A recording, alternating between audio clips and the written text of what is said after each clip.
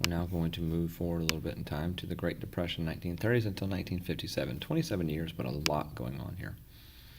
First off, we have a second Great Migration. So kind of during Great Depression, more or less beginning in 1930s and going to 1970s, we have people moving again from the south to the north. Now, in 1970, it begins to change. They begin to shift back down to the Sun Belt with places that have been growing up prior to this, but we'll get to that.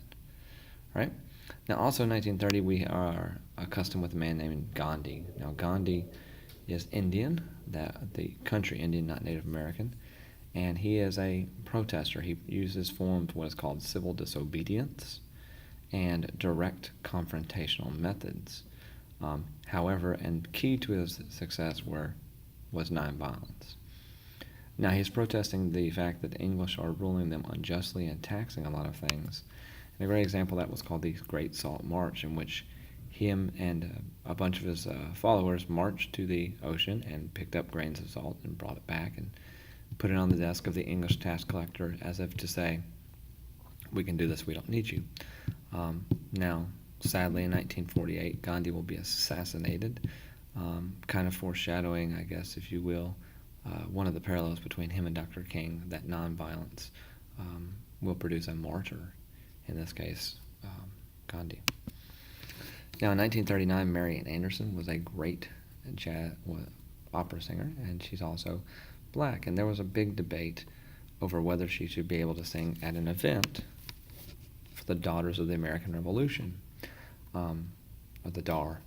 The Daughters of the American Revolution will have in their convention at the White House, and they wanted Marian Anderson, and a lot of the group members said no, so she's actually denied entry. This leads to the president of the Daughters of the American Revolution from stepping down, and her name was Eleanor Roosevelt. And so a lot of African Americans, if you remember this, thought that the Roosevelts were about civil rights, but they were more about the New Deal. And then finally in 1939 they have to focus on World War II because we get involved 2 years later.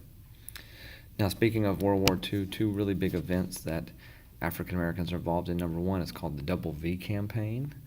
It stood for Victory at Home and Victory Abroad. Now, abroad, overseas, the big thing they wanted victory over there was over fascism and Nazism and Imperial Japanese, etc.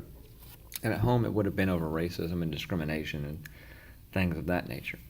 Now, a great example of exploits that actually helped to push civil rights along are the Tuskegee Airmen, aka the Red Tails, and their feats of bravery and things that they accomplished together as a unit will actually inspire people to start standing up and being proud for what they believe in. Okay? Now, also 1941, the idea of the March on Washington is born, and this is not Dr. King's, but rather A. Philip Randolph. So A. Philip Randolph, what is he marching for?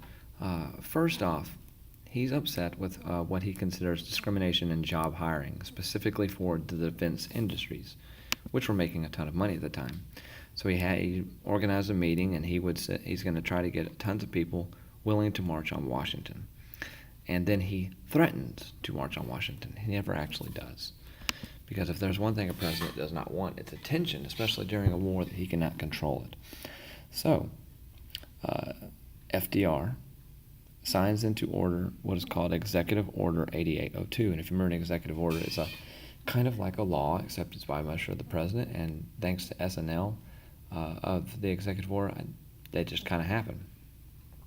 This executive order right here actually will desegregate the defense industries and help to create the Fair Employment Practices Commission, which basically said, you have to make sure of this.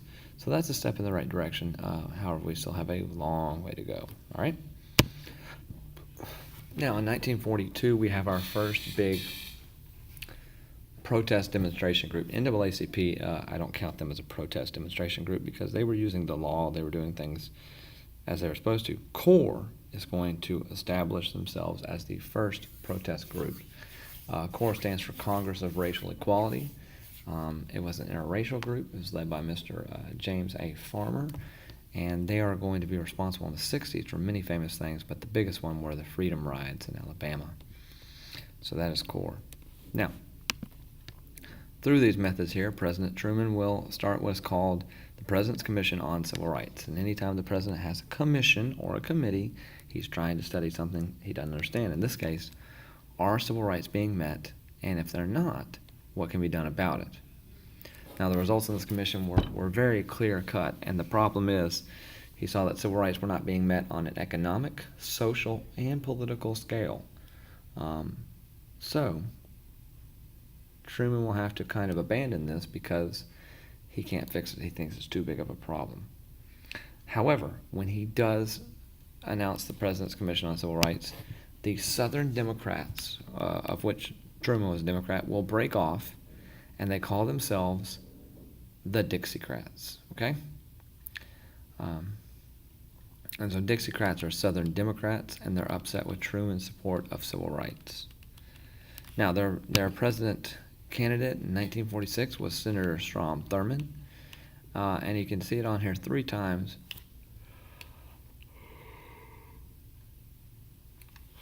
They're about promoting states' rights. They're still on this mode now. States' rights was big in the Civil War.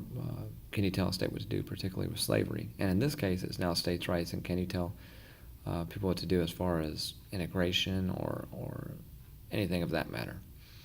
All right? Now, a great example I told you about in your notes was Jackie Robinson. He was in the Army, and when he came home, decided he was going to play professional baseball, and took a lot of gruff for this and a lot of protest about that. Sorry. So, Jackie Robinson's story shows us that society was not ready. And I have this discussion with kids in my class all the time, and I say, you know your room should be clean, or you know you should go to class, but people have to tell you 3 and 4 times. And the main question is, why do they have to tell you? It's something that, if they were to go, hey, what are you supposed to do? Clean my room. Well, if you know the answer, why aren't you doing it? And the problem is, we're all hard-headed.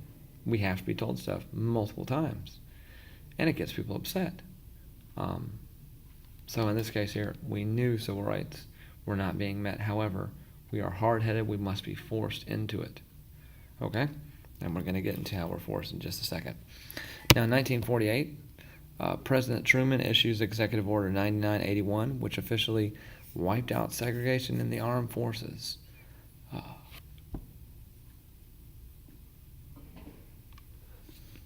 So that was a momentous thing.